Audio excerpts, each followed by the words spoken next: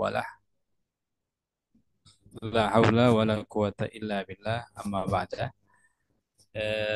Adik-adik semuanya yang saya sayangi semuanya, insya Allah. Sayang sebagai saudara semuslim dan calon santri Man Insan Cendekia seluruh Indonesia, insya Allah. Nah, pada hari ini, alhamdulillah, kami ya diberikan kesempatan untuk memberikan bimbingan materi tentang penalaran Islam.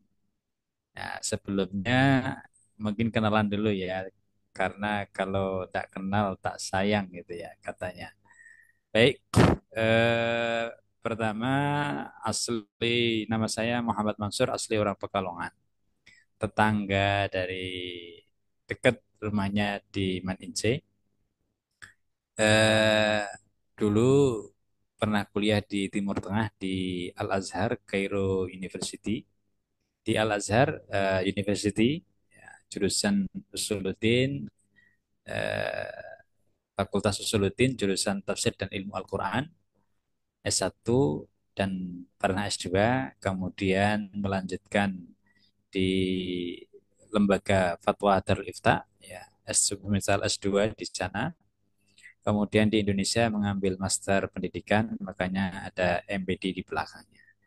Dan alhamdulillah, kemudian sekarang mengajar di Manisan sendiri, Pekalongan sebagai guru Al-Quran Hadis. Nah, demikian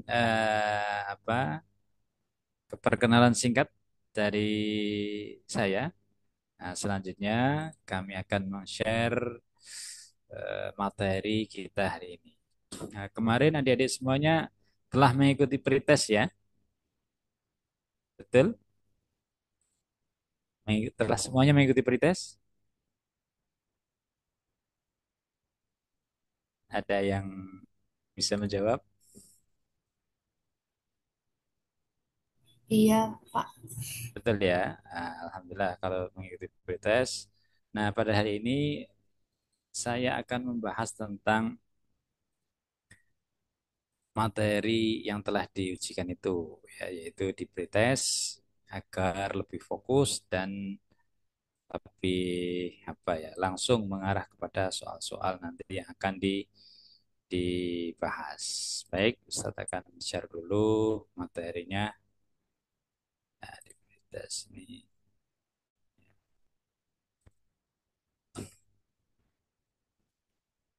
Di pretest kemarin sudah mengerjakan berapa soal? Ada banyak ya. Nah, kali ini kita akan membahas yang khusus penalaran, materi penalaran keislaman.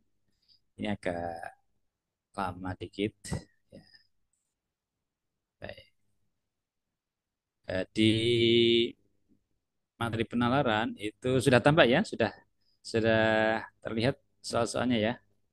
Di klik double klik Kak Mansur belum kelihatan.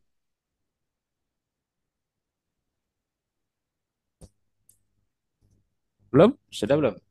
Belum coba di double klik lagi.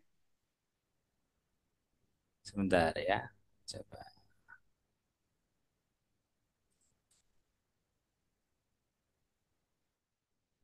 Di sini sudah tertulisnya sudah share, sudah sharing. Nah, soal nomor 111. Sudah terlihat adik-adik gimana? Kak Belum Turhan? Ustadz, Belum terlihat. belum Oke, Ustadz. oke, ya, sabar ya. Oke, share, oke.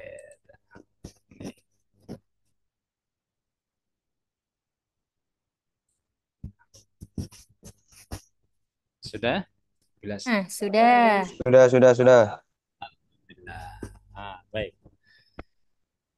Baik adik-adik semuanya dari seluruh pelosok negeri, hari ini kita akan membahas materi-materi keislaman. Jadi, kenapa penalaran Islam? Jadi di IC itu khasnya adalah eh, dalam segi pola pikir. Jadi kenapa penalaran? Jadi di IJ itu soal-soalnya itu penuh dengan teka-teki dan proses pemikiran yang sangat mendalam, tajam, dan sangat akurat. Maka dari itu kalau nanti mengerjakan soal itu harus benar-benar fokus dan apa ya cara berpikirnya harus benar. Makanya di IJ itu yang dibutuhkan bukan yang diterima biasanya bukan anak yang pintar, tidak, tapi anak yang cerdas. Anak yang cerdas itu adalah yang bisa berpikir berpikir maju dan bisa membaca. Nah, itu anak yang cerdas. Cerdas sama pintar itu beda. Kalau pintar itu satu tambah satu dua, dua tambah dua empat, itu apa dan seterusnya. Tapi kalau untuk mengasah kecerdasan itu berapa kali berapa, berapa dikurangi berapa, jadi sekian. Nah, itu baru berpikir. Nah, soal-soal isi itu model begitu. Jadi nanti otak panjenengan itu harus diasah. Maka dari itu, pada kesempatan ini, mulai sekarang otak panjenengan mulai diaktifkan semaksimal mungkin untuk menalar, menganalisis, membaca dengan dalam sebuah permasalahan dan nanti akan menemukan jawaban-jawabannya. Nah, itu soalnya model-modelnya begitu. Baik, kita bahas satu persatu di kemarin Pritas itu soal ini kami ambilkan dari hasil sebagian hasil dari tulisan dari jawaban adik-adik ya, yang kami comot secara acak. Jadi nanti ada jawaban yang kadang benar, kadang salah. Lah kita analisa, gitu ya. Entah ini miliknya siapa. Nah nanti ketika sudah kami bacakan soalnya ataupun Anda sudah membaca, nanti adik-adik itu tulis jawabannya ya, di dalam hati atau di pulpen biar jelas di situ. Oh, setelah dibacakan saya milih ini gitu. Saya milih ini A, B ataupun C atau D. Nah, Anda pilihan tadi itu nanti kita kita praktekkan dengan apa jawabannya apakah sama atau tidak. Jadi jangan apa biar Anda punya pilihan. Yang tahu jawabannya adalah adik-adik sendiri. Saya, oh, alhamdulillah saya benar. Berarti pola pikir saya benar gitu. Oh, berarti saya salah. Salah saya di mana? Oh, ternyata di sini. Nah, begitu. Jadi nanti ketika sudah dibaca soalnya, ya, adik-adik pilih jawabannya dalam hati atau ditulis. Yang penting itu jawaban saya. Nah, jadi untuk nanti nyocokkan dengan yang telah kita bahas. Gitu ya. Oke, baik kita mulai. Bismillahirrahmanirrahim. Nah, dalam kemarin soal nomor 111 begini. Perhatikan cerita dan hadis Nabi berikut. Fikri adalah pemuda kampung yang memiliki mimpi untuk membangun kehidupan yang lebih baik. Ia ingin membantu ayahnya supaya bisa terus melanjutkan pendidikan. Ia mulai membangun mimpinya dengan menjadi tenaga kerja di luar kota. Setelah 5 tahun, ia memutuskan kembali ke kampung untuk memulai usaha ternak ikan hias. Akan tetapi ikan hiasnya terkena penyakit dan banyak yang mati. Fikri pun berpikir untuk berpindah ke bisnis lain. Fikri mencoba berjualan online produk batik dengan menjadi reseller beberapa brand baju batik pria. Namun sudah beberapa bulan berjualan, sedikit sekali orang yang membeli produk yang ia tawarkan. Kemudian ada hadis Nabi Sallallahu Alaihi Wasallam bersabda begini, wa'lam anna nasra ma'as sabri wa anna al-faraja ma'al karbi wa anna ma'al yusri yusran rawahu Ahmad. Nah, ini ada yang tahu nggak apa artinya hadis ini? Kira-kira artinya yang bisa tahu di dalam hadis silahkan sebutkan. Atau ada yang menjawab yang tahu arti ini? Kalau nggak ada Ustaz langsung. Artinya begini. Wa'lam dan ketahuilah ana nasra ma'as sabari bahwa pertolongan atau kemenangan bersama orang yang sabar. Wa annal faraja ma'al karbi. Ya. Dan solusi ataupun dia sukses itu beserta apa kesempitan. Wa anna ma'al yusri yusra dan sesungguhnya dalam kesukaran Terus dalam kesukaran itu ada kemudahan. Nah, pilih saran yang tepat untuk Anda berikan pada fikri berdasarkan hadis Nabi tersebut. Nah, ini silakan pilih ya. A. Mengingatkan fikri agar tetap semangat dan tidak putus asa. B. Mengingatkan fikri agar hidup seadanya tidak perlu berbisnis. C. Mengingatkan fikri untuk terus berusaha agar dipuji tetangga. D. Mengingatkan fikri agar tidak berbisnis karena berat tantangannya. Nah, ini ya. Jadi ya nalarnya bagaimana ini?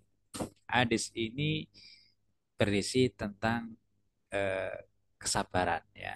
Jadi pertolongan itu akan datang kalau ia sabar. Gitu ya. Dan juga nanti akan ada jalannya. Kesempitan itu nanti akan ada jalannya. Berarti hadis ini eh, disuruh untuk terus berusaha untuk selalu semangat dan pantang menyerah. Maka kalau bila dipraktekkan dengan 4 jawaban ini, kira-kira yang betul yang mana? Nah, A tentunya ya. Nah, tentunya. Kenapa? Karena hadis ini nasihatnya untuk pikir agar tetap selalu semangat dan tidak putus asa. Kalau yang lainnya ini bertolak belakang ini. Seandainya tidak perlu berbisnis, jadi ini menyerah ya. Terus dipuji tetangga nggak ada hubungannya dengan kasus. Kemudian Fikri tidak berbisnis karena berat tantangannya. Ini juga ini melemahkan. Hanya satu yang mendorong untuk Fikri maju, yaitu apa? Untuk tetap semangat dan tidak berputus asa. Maka pilihan jawabannya adalah A. Kemarin yang A benar lah di sini.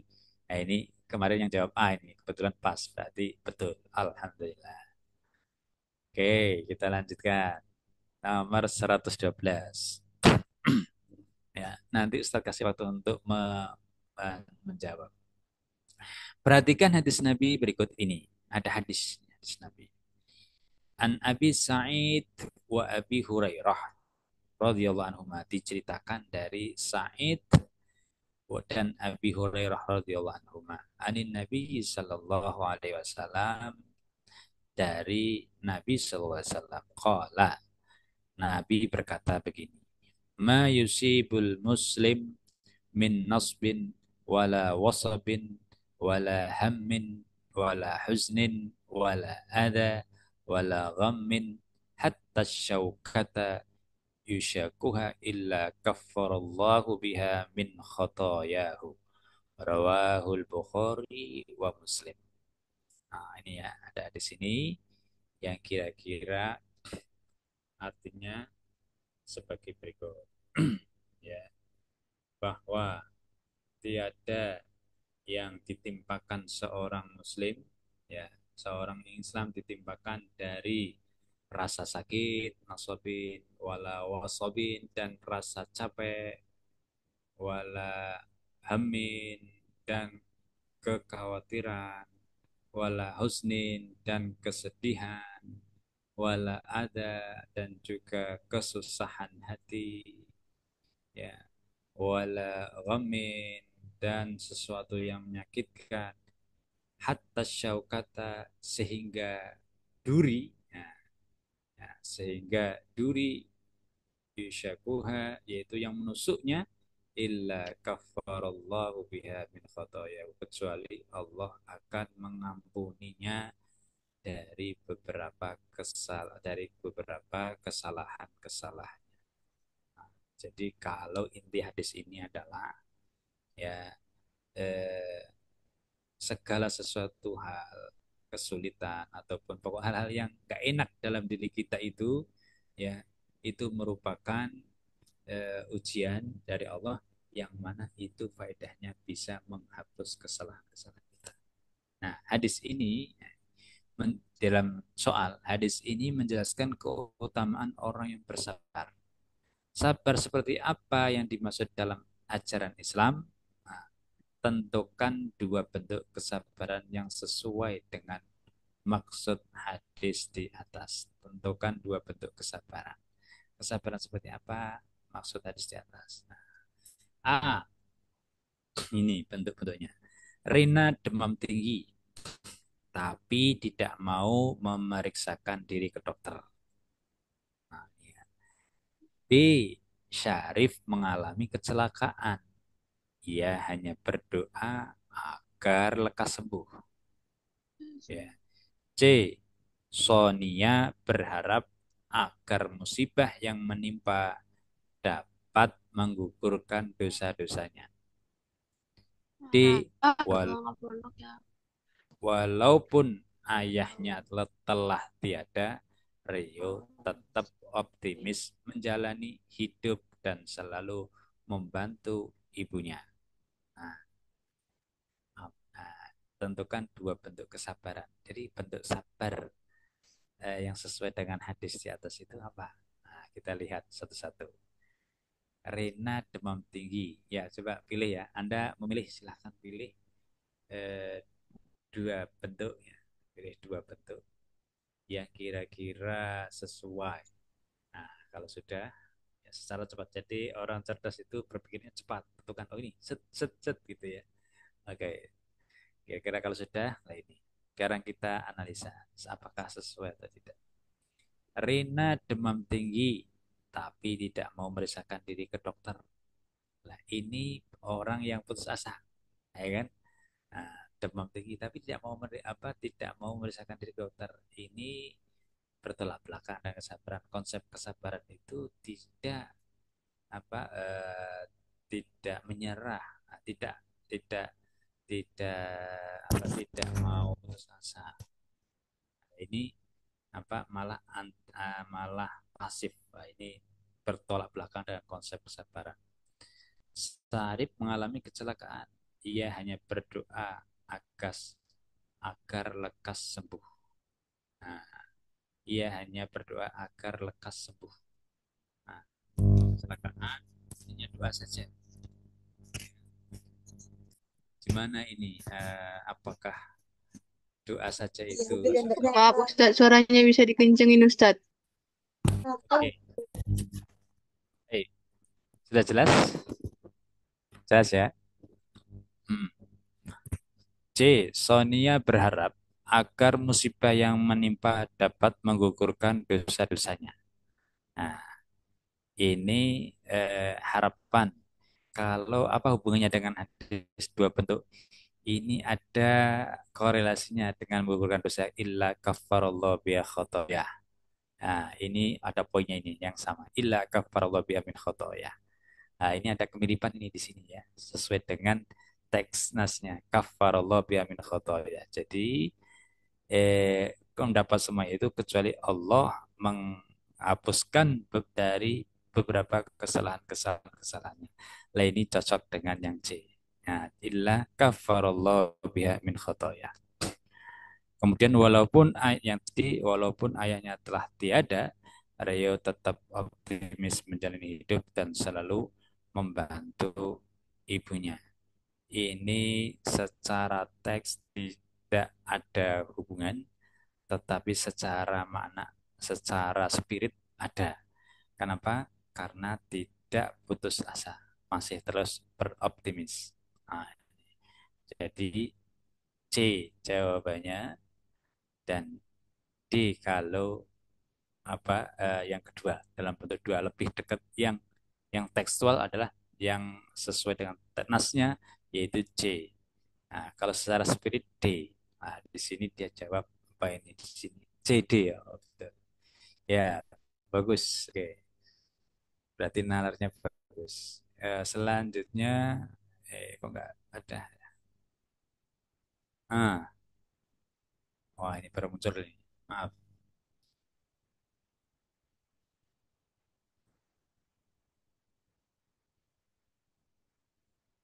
Ya, ini dia. Oh, gambar ya. Selanjutnya gambar ya.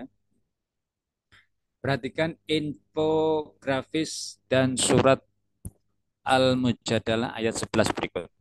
Ini ada infografis skill yang dibutuhkan di tahun 2022, hard skill dan soft skill ya dari tabel berikut. Hard skill ada analisis data ya, UX design, kemudian web and app development, dan seterusnya ya, bisa dilihat. Kemudian soft skill juga bisa dilihat. Di sini ada kolaborasi dan kerja tim, berpikir kritis, problem solving, pemikiran analitis dan inovasi, kecerdasan emosional, komunikasi secara online. Ini soft skill. Oke, itu ya ayyuhalladzina amanu idza qila lakum tafassahu fil majalisi fafsahu yafsahillahu lakum wa idza qila anshuzu fanshuzu yarfa'illahu alladzina amanu minkum walladzina utul ilma darajat wallahu bima ta'maluna khabir.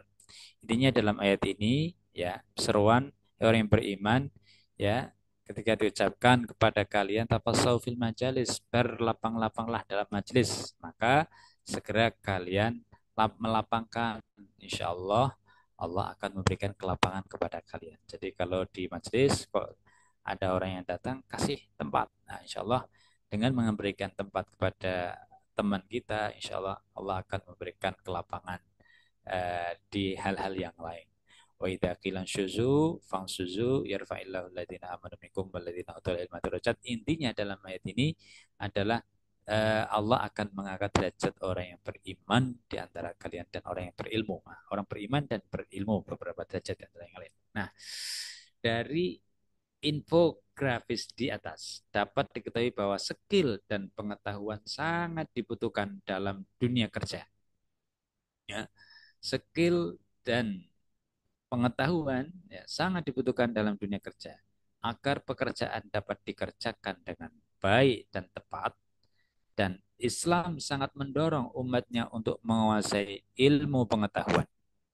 Oleh karena itu, setiap muslim harus memiliki keinginan dan semangat yang tinggi dalam menuntut ilmu dan harus dilandasi oleh motivasi yang benar. Nah, narasinya begitu. Nah, soalnya sekarang. Berikut adalah motivasi penuntut ilmu yang sesuai dengan kandungan ayat di atas. Nah, ini. Motivasi penuntut ilmu yang sesuai dengan kandungan ayat di atas. Nah, kita lihat. A. Menuntut ilmu agar selalu dipuji keluarga. Nah, ya. Menuntut ilmu agar dipuji keluarga. B. Menuntut ilmu agar dihargai oleh teman dan saudara. Ya. Kalau menuntut ilmu agar dihargai oleh teman saudara. C. Menuntut ilmu agar menjadi sukses dan banyak harta. D. Menuntut ilmu agar diberi kehidupan yang mulia oleh Allah Subhanahu wa taala. Di sini jawabannya A ini yang menjawab di sini. Kita lihat ya. Coba. Menuntut ilmu agar selalu dipuji keluarga. Apakah itu tujuan daripada ilmu dalam ayat ini? Tidak ada disebutkan agar dipuji keluarga, ataupun yang ada mengindikasikan eh, dipuji oleh keluarga atau dihargai oleh teman-teman dan saudara. Coba yang C, yang B, ada enggak? Enggak ada ya. Yang dipuji oleh yang dihargai oleh teman dan saudara, enggak ada. Kemudian eh, kalau ini datang tafassul majalis, berlaku lapang, kemudian berlapanglah di majlis, maka Allah akan berikan kelapangan. Ini apakah bermaksud untuk agar dihargai oleh teman dan keluarga? Bukan, karena cari ilmu bukan untuk dihargai ya, tapi ilmu itu untuk menghargai ya, gitu kan, untuk menghargai kebalikannya, bukan untuk dihargai. Nah, ini baru C. Menuntut ilmu agar menjadi sukses dan banyak harta benda. Nah, agar cari ilmu itu akan sukses dan banyak harta bendanya. Tidak ada indikasinya dalam ayat tersebut. Ya, yang mana misalkan dia senang hidupnya, kemudian banyak hartanya, tidak ada di sini. Nah, kita lihat yang D. Menuntut ilmu agar diberi kehidupan yang mulia oleh Allah Subhanahu Wa Taala. Lah, yang di ini baru sesuai dengan ayat ini. Yarfa'illahu alladzina amanu minkum. Allah akan mengangkat orang-orang yang beriman dari antara kalian dan orang-orang yang mempunyai ilmu beberapa derajat. Maka menuntut ilmu agar diberi kehidupan yang mulia oleh Allah Subhanahu wa taala. Orang yang ini yang masuk dalam kategori ayat tersebut. Allah akan mengangkat orang yang beriman agar memuliakan. Yarfa itu mengangkat berarti memuliakan. Maka jawabannya adalah D. D. Dan di sini salah ini jawabannya ya, bukan A tapi D. Karena nggak ada indikasi yang paling tepat kecuali hanya D. Baik, kita lanjut. Sekarang soal nomor 114. Perhatikan cerita dan nasihat pada hadis soal berikut ini. Ada seorang pemuda yang cepat menghabiskan kekayaannya. Ya, ya. Suatu hari sang pemuda ini sudah tidak memiliki uang lagi dan harta. Jadi dihambur-hamburkan ini. Hanya tersisa pakaian yang ia kenakan. Suatu pagi sang pemuda itu berjalan untuk menemui temannya. Sembari berjalan, ya, sang pemuda ini berpikir caranya agar dia bisa mendapatkan uang lagi.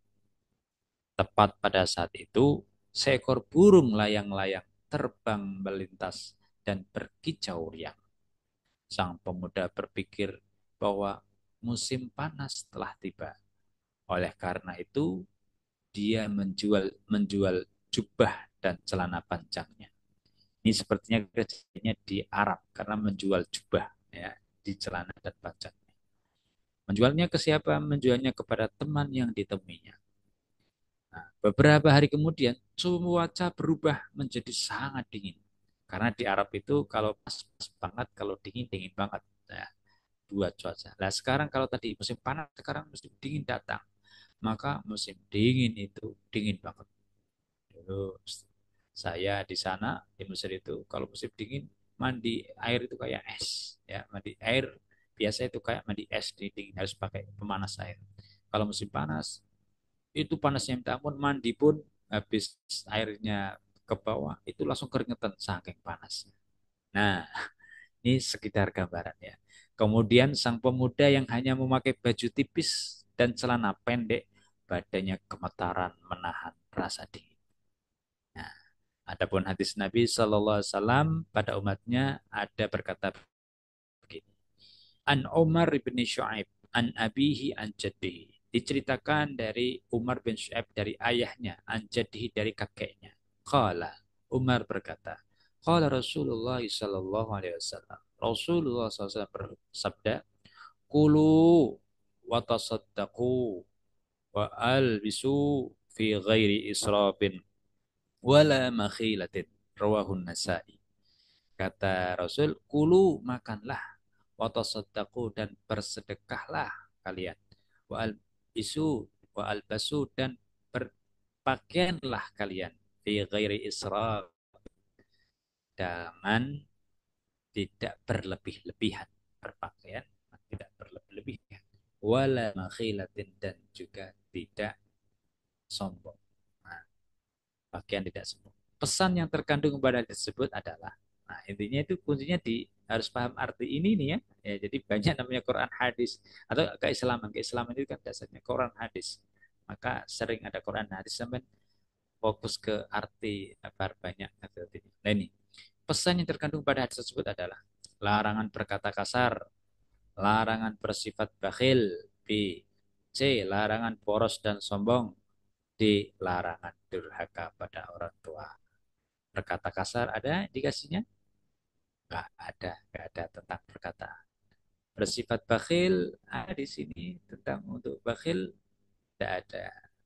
Ya, mungkin waktu sedekah ya ada sedikit ini waktu satu bersedekahlah.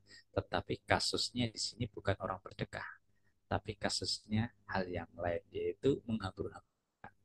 Maka C, larangan boros dan sombong. Nah, ini baru boros itu masuk menghamburkan itu boros dan sombong orang yang tadi ya membuang-buang hartanya dengan percuma itu sombong. Nah, ini baru C, ada larang kepada orang tua, tidak ada indikasi untuk permasalahan dengan orang tua. Maka jawabannya adalah apalagi kalau tidak C. Nah, gitu.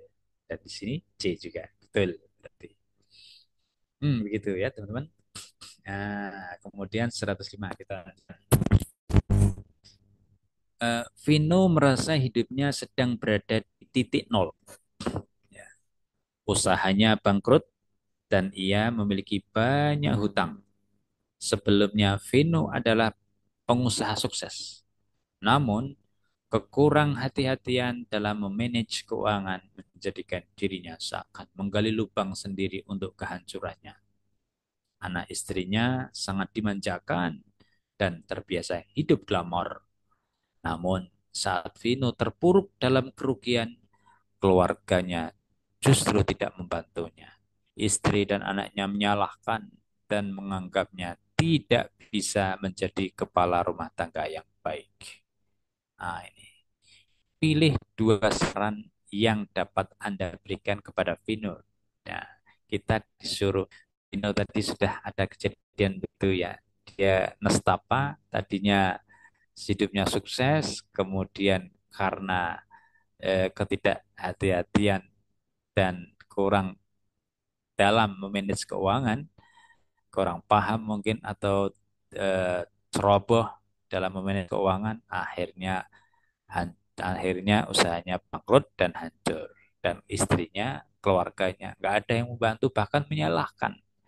Nah, kalau ada orang seperti Vino begitu, ya kita apabila disuruh untuk memberikan saran, tapi sarannya harus mengacu kepada ayat Al-Quran ini, yaitu surat Al-Isra ayat 26, yaitu wa atidal qurba haqqahu wal miskina wa banas sabil wa la tubadzir tabdzira. Nah, ada yang tahu nggak arti ini ya? Nah, wa atidal qurba, kita artikan dulu ya. Wa atidal qurba, dan ya berikanlah zal qurba, ya, kepada keluarga kerabat, haqqahu, haknya, wal miskina, dan orang-orang miskin, wabnas sabil, dan ibnu sabil, ya, pejuang, wala tubadir tabadiro, wala tubadir, dan jangan membuang-buang yang percuma, ya, jangan berhambur-hamburkan atau memboroskan. Nah, kita lihat dari ayat ini, ya, kira-kira apa nih ya saran yang tepat. Pilih dua saran ini. Pertama, kita lihat A, mengingatkan Vino agar tetap berhemat saat berkecukupan, ya, agar berhemat saat berkecukupan. B, memarahi anak istrinya agar memiliki sikap hormat kepadanya. Wah, ya. Hal yang pertama untuk hemat, yang kedua ini ke anak istrinya dimarahi, kita suruh memarahi, ini memiliki sikap untuk hormat, agar hormat kepada si Vino sebagai kepala keluarga. Kemudian C, melarang Vino menjadi pengusaha karena berpotensi bangkrut. Nah, kita disuruh melarang untuk berbuat untuk orang berusaha. Kemudian D, menasihati Vino agar rutin bersedekah agar usahanya berkah dan jauh dari masalah. Nah, ini kira-kira apa ya dua yang paling dekat ataupun yang bisa kita sarankan kepada Vino? Silahkan pilih ya. Oke, kalau sudah dapat menentukan, kita lihat, jawaban di sini. Ini yang jawabannya A dan D. Kita lihat ya. Nah, mengingatkan Vino agar tetap berhemat. Nah, berhemat. Nah, mana berhemat dan saat berkecukupan? Saat berkecukupan untuk diperhemat. Di mana kata-kata hemat ada? Wala tubadzir tabdzir, dan jangan berbuat apa? Boros di sini. Memboroskan artinya menghambur-hamburkan. Nah, ini di sini ya. Nah, maka ini masuk A. Oke. Memarahi anak istrinya agar memiliki sifat hormat kepadanya. Eh, Memarahi istrinya tidak ada indikasinya dalam ayat di atas ya untuk memaksa keluarga hormat kepada kepala keluarga, nggak ada dalam ayat ini, maka eh, tidak terpilih. Kemudian melarang Vino menjadi pengusaha karena berpotensi bangkrut. Lah ini malah nggak boleh jadi pengusaha, ini apatis ya, ini negatif. Maka nggak ada dalam eh, dalam saran ataupun ayat tersebut. muatannya. Kemudian yang terakhir, menasihinu agar rutin bersedekah agar usahanya berkah dan jauh dari masalah. Rutin bersedekah. Ini wa atidal qurba haqqahu wal miskin. Ini bisa masuk berikanlah kepada kerabat hak-haknya. Ini mungkin bisa. Nah, karena itu di sini bisa termasuk yang urutan kedua berarti. Jadi kalau A ini yang pilihan pertama dan D adalah pilihan kedua karena dengan bersedekah usahanya berkah dan jauh dari masalah masuk. A dan D betul di sini sesuai dengan jawaban sini jadi betul. Bagus. Alhamdulillah. Oke, kita lanjut 117. Ya. 117. Bisa diminum kopinya kalau ada kopinya ya. Ada yang minum bisa diminum sambil santai. Relax dulu. 116. Subhan. Ya. Subhan merupakan seorang YouTuber sukses. Wah ini zaman sekarang itu usahanya itu banyak dari YouTuber bikin konten ya. Nah, banyak orang-orang kaya sekarang ini hanya di depan kamera, di depan pakai modal HP-nya sehingga bisa jadi kaya melalui YouTuber. Sekarang ada profesi YouTuber. Subhan merupakan seorang YouTuber sukses dengan berjuta follower. Wah, jutaan followernya. Ia mempunyai tabungan 100 juta dari hasil pekerjaannya. Tabungan telah tersimpan selama 1 tahun. Oke. Zakat yang harus dikeluarkan jika harga emas sekarang 800.000 adalah zakatnya berapa? Kalau uangnya tabungannya itu mencapai 100 juta. Nah, ini jadi disuruh menghitung zakatnya. Nah, salah satu syaratnya dalam zakat itu sudah 1 tahun ya. Nah, jadi harta yang sudah punya uang sudah selama 1 tahun dan sudah sampai nisabnya. Nah, nisabnya itu sekitar 85 gram emas ya. Nah, ini sudah di sini emasnya harganya 800.000. Hmm. Nah, berapa yang harus dikeluarkan? Ayo, siapa yang tahu berapa persen mengeluarkan zakat emas? Bisa yang menjawab. Ayo, siapa yang bisa menjawab? Berapa persen zakat mal yang harus dikeluarkan dari 100%? Berapa persen? Ayo, silakan dijawab bagi yang tahu. Yang tahu Ustadz doakan lulus. 2,5. Iya, betul sekali. 2,5%. Nah, berarti tinggal dijumlah 100 juta, nah, berarti sudah masuk nisab. Ya, nisabnya kalau 85 kali 800, nah, berapa itu? Sudah masuk nisab belum? Ayo, siap berapa? Yang bisa menjumlah? Kan harga emasnya kan 800 ya, 800.000. 800.000 dikali 85 gram emas berarti berapa? Nisabnya. Kalau uang sudah punya uang uang apa? Orang sudah punya uang segitu berarti sudah kewajiban zakat. Berapa? Ada yang tahu? Ayo, ayo dia itu. 68 juta. Iya, betul sekali. 68 juta. Ya, jadi kalau punya uang 68 juta, berarti sudah berkewajiban mengeluarkan zakat. Ya, kalau punya uangnya 70 ataupun 80, sudah masuk. Tapi kalau Pak Ustadz kalau punya uangnya hanya 60 juta, apakah sudah berkewajiban mengeluarkan zakat? Belum berkewajiban. Kenapa? Karena belum sampai 1 nisab. Nah, tadi 85 gram emas, ya itu punya uang sebanyak 85 gram emas. Emasnya harganya 800 berarti ya berarti 68. Berarti kalau punya uang kurang dari 68 Misalkan punya uang 50 juta, apakah sudah kewajiban zakat? Belum kewajiban zakat. Lah kalau mengeluarkan, terhitungnya sedekah, bukan zakat. Gitu ya. Tapi kalau eh, lebih dari itu, contoh tadi 70, 80 juta, kewajiban zakat. Tinggal dihitung 2,5 persennya berapa. 90 juta, berarti sudah berkewajiban zakat.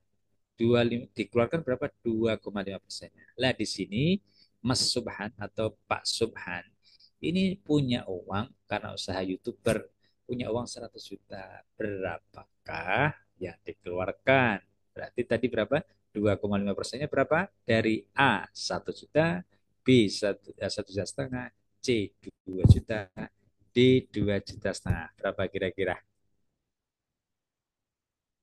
Ada yang bisa menjawab? 2,5 juta. Iya, betul sekali. Betul, 2,5 juta, atau 2,5, 2,5 juta atau 2,5 artinya 2,5 juta. Nah, yang dikeluarkan segitu banyaknya. 2,5 juta.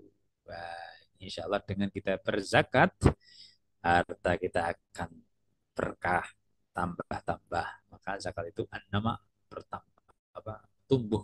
Nah, jadi kalau orang punya uang banyak yang sudah kewajiban zakat gak keluarkan, itu keberkahan hartanya akan dicabut Allah, akan diambil, sehingga lama-lama dia bangkrut. Sebaliknya orang yang selalu zakat, orang yang selalu sedekah, itu insya Allah akan terus bertambah hartanya dan berkah, berkah, berkah, berkah terus. Maka gak ada kamusnya orang yang rajin zakat itu jadi miskin. Tidak ada. Pasti tambah kaya, tambah kaya. Nah, itu ya. Jadi semoga kita termasuk nanti orang-orang yang bisa mengeluarkan atau memberikan zakat. Amin. Nah, sekarang kita lanjut nomor 17.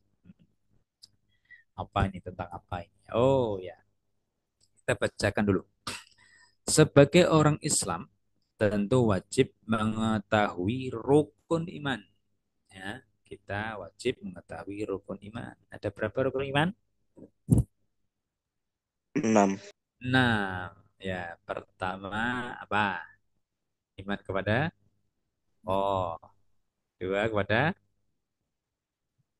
Malaikat. malaikat, tiga kepada apa yuk?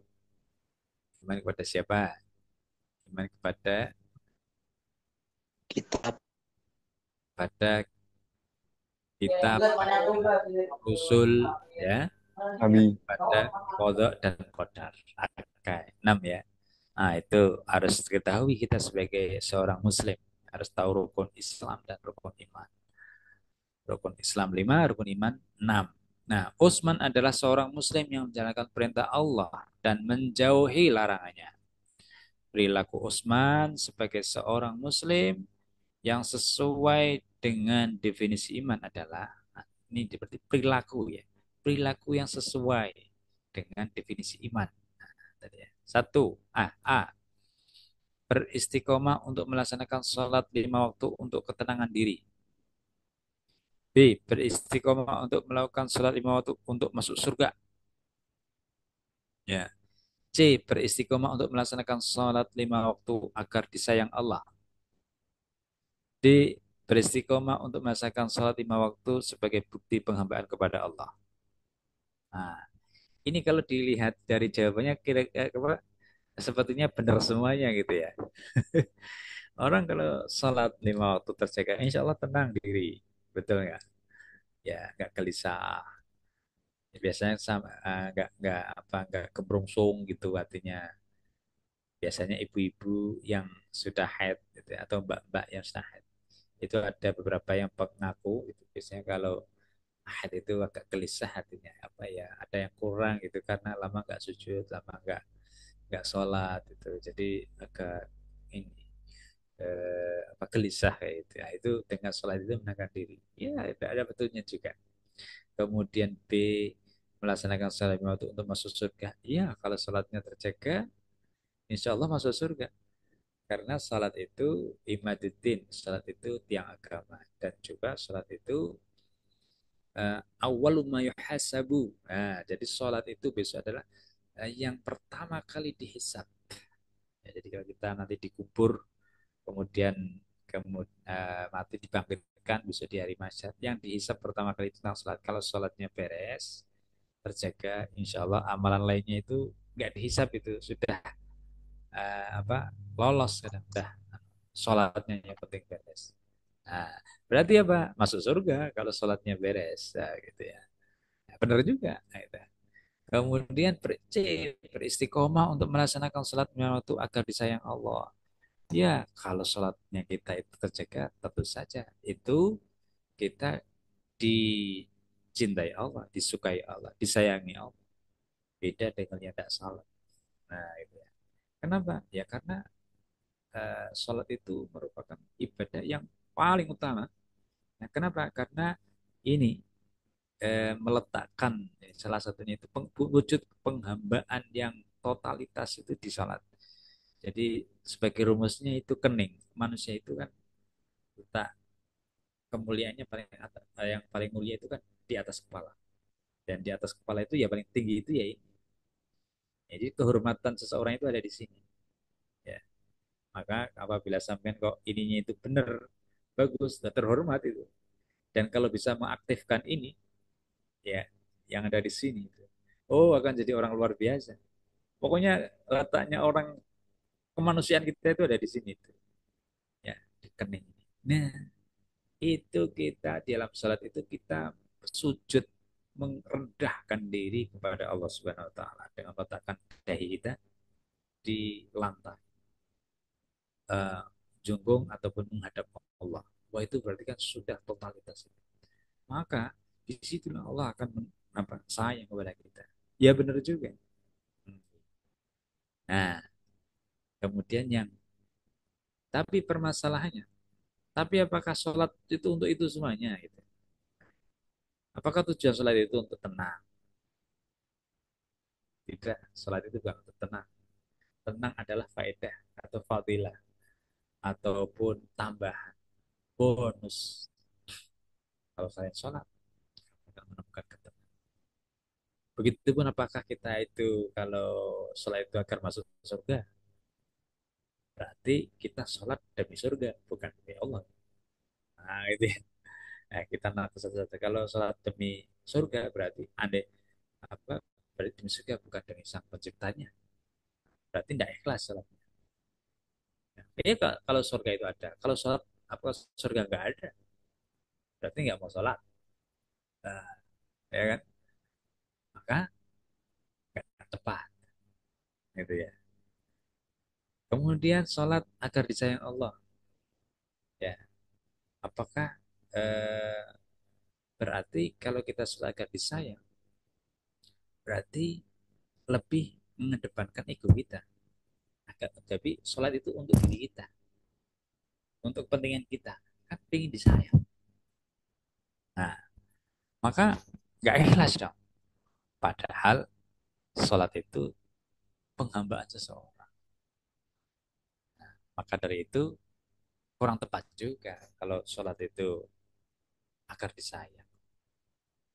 Berarti masih materi kita itu yang dicari, bukan hakikat hakikat eh, beragama. Dari kepentingan diri. Dan agama itu nggak boleh kita pentingkan diri sendiri. Enggak. Nah, coba yang kita lihat. Beristiqomah untuk melaksanakan sholat lima waktu sebagai bukti penghambaan kepada Allah. Nah ini. Jadi sholat itu benar-benar totalitas diri kita untuk menghamba kepada Allah. Nah ini masuk dalam kategori apa? Kategori di soal tersebut. Yang mana sholat itu ya melaksanakan sholat sebagai bukti penghambaan kepada Allah. Urusan kita itu sholat itu demi Allah, yang kita arah tuju adalah Allah, enggak, bukan yang lain, yang bukan surga, bukan neraka, bukan pahala, bahkan agar kita sholat agar dapat pahala, tidak, bukan itu. Tapi yang setelah itu kita tuju adalah Allah. Kenapa? Karena Allah itu Tuhan kita. Maka sudah selayaknya kita eh, merendahkan diri, kita menyembahnya dengan sepenuh hati. Tidak usah disuruh-suruh, tidak usahlah diganjar dengan pahala. Ibarat orang itu, ya mungkin orang ini tingkat keimanan kan beda. Makanya di sini kan sesuai dengan definisi iman. Keimanan itu berbeda-beda. Ada iman itu yang eh, imannya itu masih tingkatnya TK, ada yang tingkatnya SD, ada yang tingkatnya SMP, ada yang tingkatnya kuliah apa SMA, kuliahan, bahkan sudah sampai profesor. Nah, itu. Kalau masih TK itu seperti masih suka iming-iming gitu. Kalau mau HP, ayo belikan ini dulu. Nah, kalau mau ini baca ini, nanti tak kasih ini. Ya, itu masih tingkat TK. Berarti kalau sholat masih apa? Itu masih dipancing-pancing dengan ini harus iming-iming, iming-iming surga. Itu berarti imannya masih tingkat TK. Gitu ya, masih masih anak kecil. Kemudian kemudian ada yang imannya tingkat eh, SMP mungkin ya, SMP yang sholatnya harus disuruh-suruh. Ya, sholat itu harus disuruh-suruh. Ya, disuruh-suruh. Kalau nggak disuruh nggak sholat. Nah, itu juga tidak seperti itu. Tapi lah daripada tidak sholat, yo namanya lagi belajar. Ya kan? Oke, berarti tingkat itu. Ada lagi yang tadi itu saya dapat apa gitu kan? Kalau sholat itu saya dapat apa? Dan seterusnya. Nah, tingkatan sholat yang paling tinggi yaitu seperti yang ada dalam D tadi itu ya. Jadi sudah tidak mengharap apa-apa, benar-benar totalitas saya sholat untuk sebagai wujud, sebagai saya sebagai hamba sudah berkewajiban untuk menyembah Allah, untuk menghamba diri, berterima kasih atas segalanya. Atau minimal itu minimal berterima kasih atas segalanya. Ini sebuah kehidupan dan sudah diberikan kenikmatan yang luar biasa, maka eh, dosa rasanya kalau enggak apa rasanya kurang kalau enggak sholat. Makanya orang-orang yang sudah sampai derajat ini itu biasanya merindukan sholat. Sudah waktunya sholat, alhamdulillah. Ini sudah waktunya sholat dan semangat pergi untuk melaksanakan sholat berjamaah ke masjid, ke musola dengan keluarganya dan lain sebagainya. Pasti semangat dan menunggu-nunggu. Nah, itu. Dan ketika melaksanakannya pun merasa merasa nyaman, enak, nggak terpaksa. Beda dengan yang masih terpaksa yang tadi itu masih dengan embel-embel iming ataupun yang disuruh-suruh tadi itu. Apabila datang sholat adzan sudah datang Allahu Akbar langsung alah baru aja ini buka laptop kemudian lagi chattingan atau apa sudah adzan aduh sholat lagi aduh jadi dianggap beban sholat dianggap beban lah ini adalah tingkat TK ini ya tingkat TK keimanan kita tingkat TK nah maka semoga adik-adik semua ini nanti terus meningkatkan imannya. Seruan sholat itu kita jawab dengan seperti yang ada dalam hadis yang tertinggi. Jadi biar kualitas iman kita itu meningkat tinggi.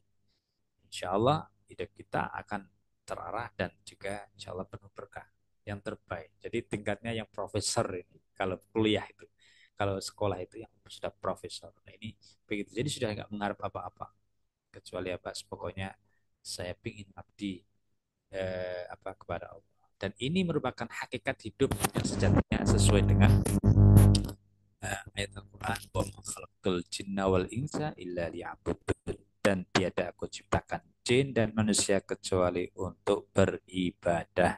Nah, jadi hakikat hidup itu kita itu ya sebetulnya untuk ibadah ya, untuk salah satu untuk ibadah termasuk membantu orang beribadah apa menyingkirkan duri juga itu ibadah. Jadi ibadah itu nah, sekaligus nanti ini pemahaman tentang Islaman ini. Jadi ibadah itu ada nanti kalau ada soal tentang ibadah ini. Ibadah itu ada yang ibadah yang sudah ditentukan, artinya ibadah mahdhah itu seperti sholat, ya, seperti puasa, zakat itu ya sudah ditentukan, kemudian haji. Ditentukannya gimana? Contoh haji, haji ya harus ke Mekah, tidak boleh haji ke Singapura ataupun ke itu ke Amsterdam ataupun ke Menara Eiffel. Bukan, itu bukan haji. Haji harus ke Mekah dan ke Ka'bah. Itu artinya sudah ditentukan. Ya, sholat, puasa, puasa harus di bulan Ramadan. Enggak, yang wajib itu puasa bulan Ramadan. Nah, gitu. Ya, kemudian zakat sudah ditentukan nilainya berapa persennya, kemudian jenis-jenisnya apa saja. Ada uang, ada binatang, ada ternak, ada pertanian, sudah ditentukan ya. Dan sholat juga sudah ditentukan, sholat lima waktu, yang lainnya sunnah. Dan sudah ditentukan juga sholat subuh 2 rakaat, nggak boleh sholat subuh ditambahi 3 rakaat. Itu kan sudah ditentukan. Ya, kemudian sholat isya ya 4 rakaat, nggak boleh dikurangi ataupun dilebihkan. Sudah ditentukan di sana. Itu namanya ibadah mahdoh. Dan ada ibadah yang lain yaitu ibadah umum, ghairu mahdoh, ibadah yang lainnya. Itu hal-hal baik, hal-hal baik yang tidak ditentukan kapanpun dan dimanapun sama siapapun. Contoh membaca Al-Quran di waktu kapanpun bisa. Kemudian termasuk membantu orang. Ada orang mau nyabrang, kakek-kakek, nenek-nenek yang kesulitan. Anda seberangkan, itu juga ibadah. Anda membantu orang tua menyapu halaman, mencuci piring, membantu ibu belikan ini, belikan ke pasar, belikan cabai, ikut memasak, membantu, itu pun ibadah. Semua kebaikan-kebaikan itu adalah terhitung ibadah. Nah, kita itu disuruh baik sama semua. Nah, kita pun lagi belajar ini, itu pun ibadah. Kenapa dapat pahala? Dihitung berpahala. Nah, gitu ya. Dihitung berpahala. Ini pun ibadah. Gitu. Lah yang gak ibadah itu adalah yang ketika tidak ada nilainya, tidak ada nilai kebaikannya, maka atau melenceng itu pun ibadah. Berarti yang dilarang Allah itu bukan ibadah. Nah, itu maka kerjakan yang baik-baik, insya Allah bernilai ibadah. Itu hidup itu aslinya begitu. Nah, alhamdulillah ini kemudian yang ke-18 ini soal sudah masuk ke soal eh, soal tentang nanti akan dibahas di lain waktu lah, agama. Karena waktunya udah pas habis pas 20.01 ya, ya ini sudah selesai berarti waktu kita, dan nanti insya Allah di pertemuan ke depan Ustadz akan membahas soal yang sudah Ustadz siapkan di soal yang luar biasa yang insya Allah ini inti daripada inti yang pernah mungkin ya, yang pernah keluar, pernah keluar. Ini kan kita bahas nanti di pertemuan selanjutnya. Ini sekedar pretest